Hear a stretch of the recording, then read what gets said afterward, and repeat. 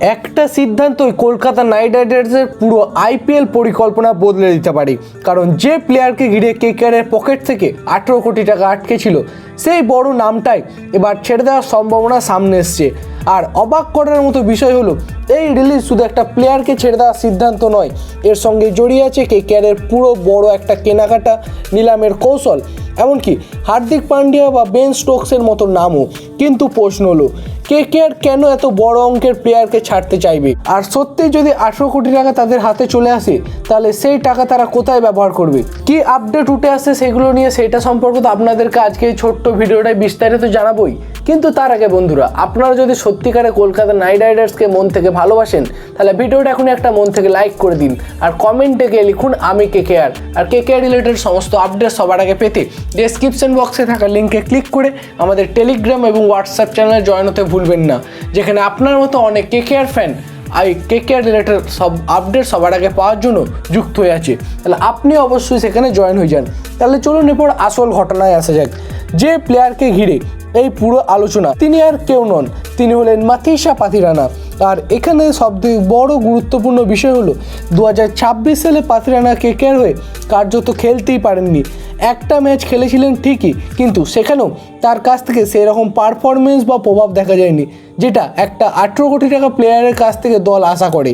আর তার উপর রয়েছে চোটের সমস্যা, আর এই জায়গাটাতেই কেকেআরের জন্য সবথেকে বড় চিন্তার কারণ আইপিএলের মতো প্রতিযোগিতায় শুধু বড় নাম থাকলেই হয় না, সেই প্লেয়ারকে নিয়মিত তার পাওয়ারটাকে প্রদর্শনও করতে হয়, যেটা কিন্তু অনেকটা গুরুত্বপূর্ণ।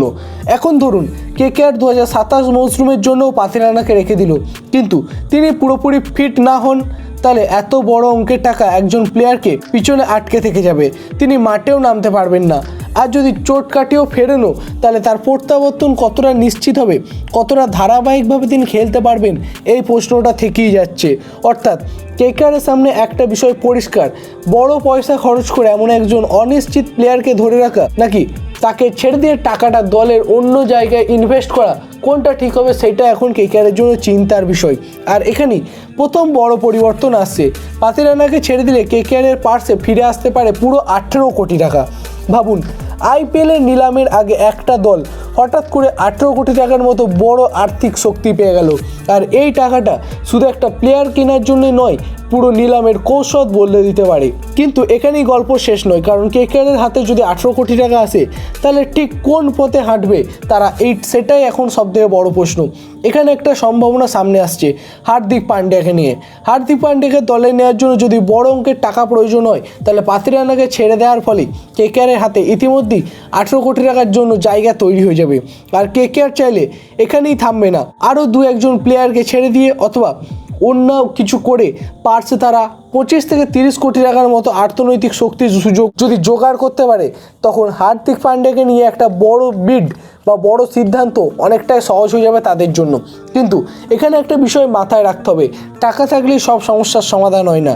প্লেয়ার ছাড়া মানে দলের কম্বিনেশনও পরিবর্তন। কেকেআর যদি একসঙ্গে একাধিক গুরুত্বপূর্ণ ক্রিকেটারকে ছেড়ে দেয়, তাহলে সেই জায়গাগুলো পূরণ করতে হবে। তাই পাথিরানা 18 কোটি টাকা হাতে পাওয়ার পর আসল পরীক্ষা শুরু হবে, এই টাকায় কোথা থেকে কম খরচে সবথেকে বেশি লাভবান হতে পারে আমাদের কেকেআর দল, সেটা দেখার। আর এখানেই আসে নিলামের আর একটা বড় নাম, বেন স্টোকস। এখন বিষয়টা এমন নয় যে স্টোকস নিশ্চিতভাবে নিলামে আসছেন, এই জায়গাটা পরিষ্কার থাকা দরকার। তবে তাকে নিলামে দেখা যাবে কিনা, সেই সম্ভাবনা গিয়ে আলোচনা চলছে। আর নিলামের আরও আকর্ষণীয় হয়ে উঠবে যদি তিনি সত্যি আসেন, কারণ মিনি অকশনে বড় নাম থাকা মানেই দলগুলোর মধ্যে প্রতিযোগিতা বাড়বে, আর সেই প্রতিযোগিতায় বড় পার্টস থাকা দলের একটা বাড়তি সুযোগ থাকে। এবার একটু পিছনের পুরনো ছবিটা দেখা যাক, যেখানে পুরো পরিষ্কার হয়ে যাবে ছবিটা। কেকেআর যদি পাথিরানাকে রেখে দেয়, তাহলে 18 কোটি টাকা এমন একজন ক্রিকেটারের পিছনে আটকে থাকবে, যার 2027 মৌসুমে প্রত্যাবর্তন নিয়ে এখনও নিশ্চিত নয় কিছুই। কিন্তু যদি তাকে ছেড়ে দেওয়া হয়, তাহলে সেই টাকায় নতুন সুযোগ তৈরি করতে পারে আমাদের কেকেআর দল। অর্থাৎ সিদ্ধান্তটা আসলে পাথিরানার ভালো না খারাপ সেটা নয়, সিদ্ধান্তটা হচ্ছে কেকেআরের জন্য 18 কোটি টাকা কোথায় বেশি কার্যকরী হবে। আর একটা গুরুত্বপূর্ণ বিষয় এখানে আছে, কেকেআরের বোলিং আক্রমণ পুরোপুরি পাথিরানার উপর নির্ভর করছে এমন নয়, হার্ষিল রানার ফেরাটাও যে বিষয়টা আছে সেই সমীকরণটা গুরুত্বপূর্ণ হয়ে উঠতে চলেছে। ফলে পাতি রানাকে ছেড়ে দিলে বোলিং বিভাগে একটা বড় শূন্যতা তৈরি হবে কিনা সেটাও কেকেআরকে হিসাব করতে হবে। অর্থাৎ একদিকে 18 কোটি টাকা বাঁচবে আর অন্য একদিকে একজন বড় বোলারকে জায়গা পূরণের জন্য অনেকটাই ভাবতে হবে আমাদের কেকেআর দলকে। এখনও পর্যন্ত হিসাবটা পরিষ্কার। পাতি রানার চোট, 2026-এর সীমিত উপস্থিতি, 2027 সালে প্রত্যাবর্তন নিয়ে অনিশ্চয়তা, এই সব কিছুর কারণে কেকেআরের কাছে তাকে 18 কোটি টাকা ধরে রাখা ঝুঁকিপূর্ণ বলে মনে হতে পারে। কিন্তু এই সিদ্ধান্তের আসল সুবিধা তখনই হবে যখন কেকেআর সেই টাকায় সঠিক জায়গায় ব্যবহার করতে পারবে। আর এখানেই দ্বিতীয় বড় নাম আসছে হার্দিক পান্ডিয়া নাকি বেন স্টোকস নাকি একেবারে অন্য কোনো ক্রিকেটার। কারণ কেকেআরের হাতে টাকা থাকলেও একসঙ্গে সব বড় নামকে নেওয়া সম্ভব নয়। একটা নির্দিষ্ট পরিকল্পনা করেই এগোতে হবে। হার্দিকের ক্ষেত্রে কেকেআর যদি আগ্রহ দেখায় তাহলে বড় অঙ্কের পার্স অবশ্যই সাহায্য করবে। পাতি রানার 18 কোটি টাকা ছাড়াও যদি আরও 1-2জনকে ছেড়ে দেওয়া হয় তাহলে 25 থেকে 30 কোটি টাকার মতো একটা শক্তিশালী পার্স তৈরি করা সম্ভব হয়ে উঠবে, যেটা আমাদের কেকেআরের একটা প্লাস পয়েন্ট হবে। আর এই অবস্থায় কেকেআর অন্য দলগুলির তুলনায় নিলামে অনেক বেশি আক্রমণাত্মক হতে পারে। কিন্তু এখানে একটা বিপরীত দিকও আছে। নিলামে শুধু বড় নাম এবং তার পিছনে বড় টাকা ঢাললেই চলবে না। কেকেআরকে দেখতে হবে কোন প্লেয়ার তাদের স্কোয়াডের জন্য সবথেকে বড় সমস্যার সমাধান করবে। কারণ একটা 18 কোটি টাকার জায়গা তৈরি করার এবং সেই জায়গাকে কন্টিনিউ করে নিয়ে যাওয়ার মতো দায়িত্বশীল প্লেয়ার কিন্তু দরকার। তাহলে পাতি রানাকে ছেড়ে দেওয়া হলে পুরো লাভটার প্রশ্ন কোন দিকে যাবে সেটা এখন দেখার। কেকেআর লাভবান হবে বেশি না কেকেআর এখানে একটা বড় ক্ষতির মুখে পড়তে হবে, সেটা কিন্তু এখন বিচার করে দেখতে হবে। আর তাই পাতি রানার রিলিজকে আমি শুধু একটা সাধারণ রিলিজ হিসাবে দেখছি না, এটা কেকেআরের জন্য একটা কৌশলগত সিদ্ধান্ত হতে পারে। একজন প্লেয়ারের পিছনে আটকে থাকা 18 কোটি টাকা বের করে এনে সেই অর্থ অন্য কোনো নতুন প্লেয়ারকে কিনে দলকে শক্তিশালী করাটাই হবে কেকেআরের প্লাস পয়েন্ট। বিশেষ করে যদি নিলামে বেন স্টোকসের মতো বড় নাম আসে অথবা হার্দিক পান্ডিয়াকে নিয়ে কেকেআর সত্যিই বড় কোনো পরিকল্পনা করে, তাই এই অতিরিক্ত পার্সের ক্ষমতা একটা সেখানে আলাদা গুরুত্ব দেবে। তবে একটা জিনিস মনে রাখতে হবে, এই পুরো আলোচনার মধ্যে কিছু বিষয় এখনও সম্ভাবনার পর্যায়ে রয়েছে। পাতি রানাকে ছাড়া সিদ্ধান্ত, হার্দিককে নিয়ে পরিকল্পনা, স্টোকসের নিলামে আসা, সব কিছুর চূড়ান্ত ছবি দলগুলির সিদ্ধান্ত এবং নিলামের পরিস্থিতির উপর নির্ভর করবে। তাই এখনই কোনটা সম্ভব এবং কোনটা নিশ্চিত ফলাফল দেখা যাবে সেটা পুরোপুরি দাবি করা যায় না। কিন্তু কেকেআরের দিক থেকে সবথেকে বড় লাভের জায়গাটা পরিষ্কার। 18 কোটি টাকা যদি সত্যি পার্সে ফিরে আসে তাহলে কেকেআরের সামনে অপশন বেড়ে যাবে।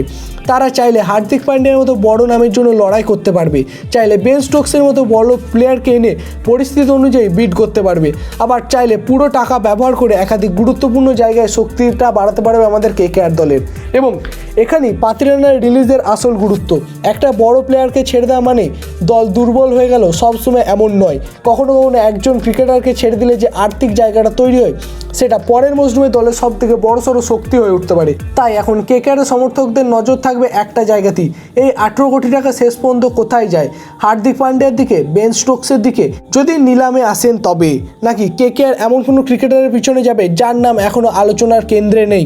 কারণ পাতি রানাকে ছেড়ে দিলে যদি সত্যি এই টাকা কেকেআরের হাতে চলে আসে তাহলে পরের নিলামে তাদের হাতে শুধু টাকা নয়, একটা বড় কৌশলগত সুবিধাও হতে পারে। এখন আপনার পালা। কেকেআর যদি পাতি রানার 18 কোটি টাকা ব্যবহার করার সুযোগ পায় তাহলে আপনার মতে সেই টাকা হার্দিক পান্ডিয়ার জন্য ব্যবহার করা উচিত, বেন স্টোকসে নিলামের জন্য তার পিছনে ঢালা উচিত, নাকি একেবারে অন্য কোনো ভালো অপশনের দিকে যাওয়া উচিত?